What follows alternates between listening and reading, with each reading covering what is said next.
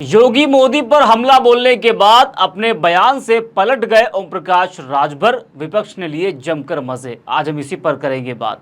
नमस्कार, 4 PM में आप सभी का स्वागत है। अपने बयानों से हमेशा सुर्खियों में रहने वाले योगी सरकार में मंत्री और सुभाषपा अध्यक्ष ओम प्रकाश राजभर जो एक बार फिर सुर्खियों में हैं। घोसी लोकसभा सीट से उनके बेटे अरविंद राजभर को समाजवादी पार्टी के प्रत्याशी से हार का सामना करना पड़ा था। उसके बाद से तो वो शांत है, लेकिन अब जब उन्होंने अपना मुंह खोला तो हार का ठीकरा सीधे बीजेपी पर ही फोड़ दिया। उन्होंने साफ साफ कहा कि जनता ने योगी मोदी को नकार दिया है। हमने अपना गठबंधन धर्म का पालन निभाया, लेकिन बाकी दलों ने नहीं निभाया। हम इसका बदला लेंगे और बगावत भी करेंगे। बता दें कि राजभर ने कोई पहली बार योगी मोदी पर हमला नहीं बोला है। इससे पहले भी जब वह सपा के साथ थे तो बीजेपी पर, योगी मोदी पर जमकर हमला बोलते थे। रसड़ा में समीक्षा बैठक के दौरान जिस तरह से उन्होंने यह बयान दिया, उसके बाद से यह तो साफ हो गया कि ओम प्रकाश राजभर और बीजेपी के बीच कुछ ठीक नहीं चल रहा है। जिस तरह से दिल्ली में जो बीजेपी की बैठक हुई थी, उसमें भी ओम प्रकाश राजभर को नहीं बुलाया गया था और उस मामले पर ओम प्रकाश राजभर ने कहा था कि हमें उसके बारे में कोई जानकारी ही नहीं है। उस वक्त ये कहा जा रहा था कि घोसी में हार के बाद बीजेपी ओम प्रकाश राजभर से नाराज चल रही है और नाराजगी अब खुलकर सामने आने भी लगी है। जिस तरह से राजभर ने हार का ठीकरा बीजेपी पर फोड़ा है, उससे अब तमाम सवाल खड़े हो रहे हैं। सूत्र तो ये भी कहते हैं कि घोसी और पूर्वांचल में हार के बाद राजभर से बीजेपी नाराज है, इसलिए राजभर भी अब अपनी भड़ास निकाल रहे हैं और अगर ऐसा ही रहा तो राजभर बगावती तेवर दिखा सकते हैं और बीजेपी का साथ वो छोड़ सकते हैं। लेकिन अगर ओम प्रकाश राजभर बीजेपी का एनडीए का साथ छोड़ते हैं तो कोई आश्चर्य की बात नहीं होगी, क्योंकि इससे पहले भी जब वह योगी सरकार में मंत्री थे, उस वक्त भी मंत्री रहते हुए वह लगातार भाजपा पर हमला बोल रहे थे। उसके बाद उन्होंने बीजेपी का साथ छोड़ा, सपा के साथ आए। वहीं योगी मोदी पर हमला बोलने के बाद ओम प्रकाश राजभर ने पलटी मार दी और उनके पलटी मारते ही विपक्ष ने जमकर हमला बोलना भी शुरू कर दिया। राजभर ने अपने बयान पर सफाई दी और अपने बयान के वायरल वीडियो को फेक वीडियो करार दिया गया, जिस वीडियो में वो ये कह रहे हैं कि जनता ने योगी मोदी को नकार दिया है और हमने अपना गठबंधन धर्म का पालन निभाया, लेकिन बाकी दलों ने नहीं निभाया। उस वीडियो को वो फेक वीडियो बता रहे, वो कह रहे हैं कि विपक्षियों की ये चाल है। वीडियो में देखा और सुना जा सकता है कि कैसे ओम प्रकाश राजभर ने लोकसभा चुनाव में मिली हार का ठीकरा बीजेपी पर फोड़ा है। जी हाँ, और अब इसको वो फेक वीडियो बता रहे हैं। राजभर ने कहा था कि जनता ने पीएम मोदी और सीएम योगी को नकार दिया है। हालांकि इस बयान को देने के बाद उनके सुर पूरी तरीके से बदल गए। उन्होंने बयान को विरोधियों की फैलाई गई फेक न्यूज करार दिया है। लेकिन जिस तरह से राजभर ने अपने बयान से पलटी मारी, उससे यही कहा जा रहा है कि शायद राजभर पर दबाव रहा होगा, तभी उन्होंने पलटी मार दी। पहले आप ओम प्रकाश राजभर का योगी मोदी पर हमले वाला वो बयान सुनिए, उसके बाद किस तरह से उन्होंने पलटी मारी है वो भी आपको सुनाएंगे, बताएंगे, और ये भी आपको बताएंगे कि सोशल मीडिया पर क्या कुछ चल रहा है।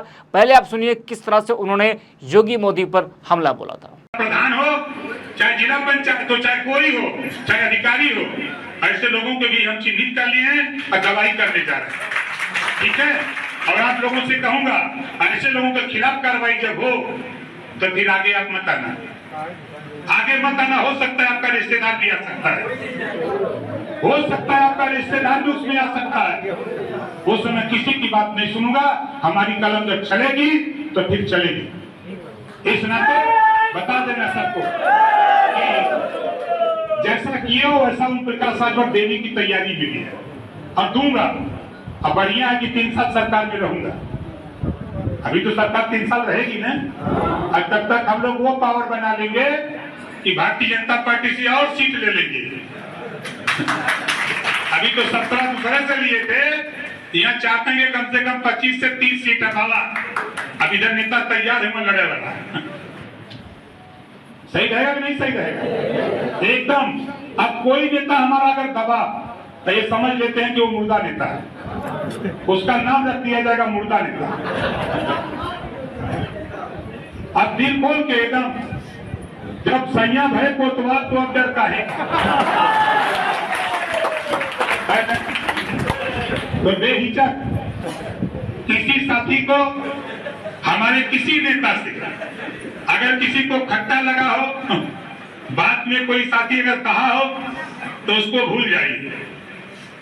जो अच्छी बात है उसको दिमाग में रखिए, नेगेटिव बात छोड़ दीजिए और आप काम करते जाइए, नेगेटिव अपने आप होता जाएगा। ठीक है, कभी अपने मन में निराशा मत लाना, कभी अपने मन में निराशा मत लाना। यही जगह है, बगल वाला आधा बना था। जब मैं 2012 का चुनाव लड़ा, चुनाव हार गया। हारने के बाद घर में दाल नहीं, आटा नहीं, चावल नहीं। फिर मैं सोचा कि अब कैसे पार्टी चले। लेकिन धन्य है महाराजा सुहेलदेव जी, जब उनको याद करता हूं तब माल आ जाता है। तो सुना आपने, साफ साफ वीडियो में राजभर कह रहे हैं कि जनता ने योगी मोदी को नकार दिया है। अब अपने बयान से वो पलट गए हैं और किस तरह से पलटी मारी है, क्या कुछ कह रहे हैं, किस तरीके से घुमा रहे हैं, वो आपको जरा हम सुनाते हैं, जरा वो भी आप सुनिए। लोकसभा चुनाव में भाजपा को नुकसान हुआ है उत्तर प्रदेश में, उसका आपने नुकसान भाजपा को ठहराया है कि भाजपा की वजह से नुकसान हुआ है। हमारी ऐसी कोई मंशा नहीं है। जो खबर चैनलों पे चल रही है वो फेक न्यूज है, पूरी तरह से वो विरोधियों की साजिश है। हम माननीय नरेंद्र मोदी जी, माननीय योगी आदित्यनाथ जी के नेतृत्व में हम लोग काम कर रहे हैं। हम लोग एनडीए गठबंधन में हैं।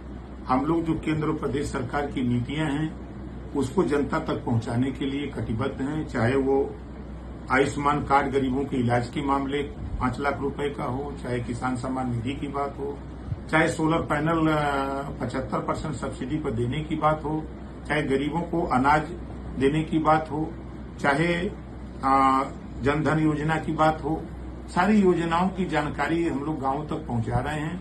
जो सरकार की मंशा है केंद्र और प्रदेश की, हम लोग विकास के रास्ते पर जो योजनाएं उसको जनता तक पहुंचाना चाहते हैं। विरोधी परेशान है, इस नाते तरह तरह के फेक न्यूज चला करके बदनाम करने के लिए ये सब कर रहे हैं। हमारी कोई ऐसी मंशा नहीं है। हम लोग एनडीए गठबंधन में हैं और रहेंगे। मिल करके हम लोग आंदोलन को आगे बढ़ाएंगे और जनता के काम को करेंगे। तो सुना आपने, अब इस पूरे मामले को लेकर सोशल मीडिया पर भी लोगों की प्रतिक्रिया देखने को मिल रही है। सपा नेता आईपी सिंह लिखते हैं कि बीजेपी गठबंधन में सिर्फ फुटबॉल जारी है। बड़बोले ओम प्रकाश राजभर ने लोकसभा चुनाव में हार के लिए मोदी और योगी को जिम्मेदार ठहराते हुए कहा कि दोनों को जनता ने नकार दिया है। इशारा है दोनों को इस्तीफा दे देना चाहिए। यह इस बात की भी बड़ी संभावना है कि राजभर मंत्री पद से इस्तीफा दे सकते हैं। वहीं विकास कुमार लिखते हैं कि बड़बोले ओम प्रकाश राजभर ने लोकसभा चुनाव में हार के लिए मोदी और योगी को जिम्मेदार ठहराते हुए कहा कि दोनों को जनता ने नकार दिया है। इशारा है दोनों को इस्तीफा दे देना चाहिए। या इस बात की भी बड़ी संभावना है कि राजभर मंत्री पद से इस्तीफा दे सकते हैं। वही अविनाश नाम के यूजर लिखते हैं कि 1/3 मोदी के शपथ ग्रहण समारोह के कुछ दिनों बाद बीजेपी के नेतृत्व वाली एनडीए सरकार में दरार। एनडीए के प्रमुख गठबंधन के ओपी राजभर ने कहा कि लोगों ने मोदी योगी की राजनीति को खारिज कर दिया है। बीजेपी ने गठबंधन धर्म का पालन नहीं किया है। एनडीए के दिन अब गिनती के रह गए। तो एनडीए में किस तरह से सिर्फ फुटबॉल शुरू हो रहा है वो आप लगातार देख रहे हैं। और उत्तर प्रदेश की राजनीति में यूपी बीजेपी के अंदर किस तरीके से घमासान मचा हुआ है वो भी आप लगातार देख रहे हैं। पश्चिम उत्तर प्रदेश में संजीव बालियान और संगीत सोम के बीच में जो घमासान मचा हुआ है, उस घमासान से बीजेपी पहले ही जी हाँ चिंता में थी। उसके बाद ओम प्रकाश राजभर के इस बयान ने बीजेपी की टेंशन और ज़्यादा बढ़ा रखी है। पश्चिम उत्तर प्रदेश में संजीव बालियान पर संगीत सोम ने भ्रष्टाचार के आरोप लगाए और संजीव बालियान ने संगीत सोम को लेकर कहा कि मुजफ्फरनगर में संगीत सोम ने सपा के प्रत्याशी को चुनाव लड़वाया। तो वहां से इस तरह से बीजेपी के अंदर आपसी जो घमासान है वो शुरू होती है। उसके बाद धीरे धीरे जब ये अवध की तरफ बढ़ती है तो अवध के जो हारे हुए प्रत्याशी है उनकी जब बैठक होती है, भूपेंद्र चौधरी जब उनकी एक बैठक करते हैं और हार की समीक्षा करते हैं, जानते हैं कि हार का कारण क्या रहा है, तो जो हारे हुए प्रत्याशी थे अवध क्षेत्र के वो ये आरोप लगाते हैं कि जो है उन्हीं की पार्टी के विधायकों और कार्यकर्ताओं की वजह से वो चुनाव हार गए। तो देखिए बीजेपी के अंदर आपस में किस तरीके से घमासान मचा हुआ है। उसके बाद पूर्वांचल आप पढ़िए, तो पूर्वांचल में जिस तरह से बीजेपी को बुरी हार का सामना करना पड़ा, ठीक है, और ओम प्रकाश राजभर का ये बयान, तो उसके बाद लगातार घमासान मचा हुआ है। ओम प्रकाश राजभर का ये कहना कि जो है योगी मोदी ने जनता को नकार दिया है, उनका ये बयान इस वक्त सियासी गलियारों में चर्चा का विषय बना हुआ है। आज की वीडियो में इतना ही, आप देखते रहिए 4PM।